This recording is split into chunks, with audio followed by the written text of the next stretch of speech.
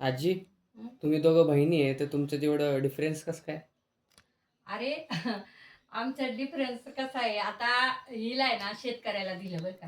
ह्या ते बघ ना, तो ओजस काय म्हणतो बघ ना, हिला आहे ना शेतकऱ्याला दिलं आणि माझे मिस्टर नोकरीवाले. मग आता हिचं सगळं आयुष्य शेतात गेलं, खेडेगावात गेलं.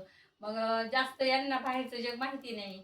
मी नोकरीवाल्याची बायको असल्यामुळं मला जराशी इकडे-तिकडे बदलीच्या निमित्तानं बरेच शहरं वगैरे बघायला मिळाले. थोडीशी दुनियादारी कळली. मग आपोआप माणसामध्ये चेंज होतो ना. आपण म्हणतो ना, की आपण जेव्हा समाजात वावरतो तेव्हा आपल्याला ज्ञान मिळतं. तर सगळ्याच गोष्टी काही आपल्याला जन्मता येत नाही. नंतर आपण आपल्या वावर जसं-जसं होतो तसं. तर अजून आता ही बघ बरं, ही माझी बहीण, हिचा डोक्यावरचा पदर कधी पडत नाही. तिचं वय 65 वर्ष वय आहे. पण अजूनही ती सतत कार्यरत राहते. तिला आपण किती म्हटलं ना, शांत बस, हे कर, ती म्हणती नाही, माझे हात दुखतात मी बसल्यावर. म्हणून तिला सतत काम लागतं. म्हणून मला ती कामाची आवड आहे. कामाची आवड आहे तिला. म्हणून मी मस्त निर्मळ काम करते राजा. ते बघ काय का.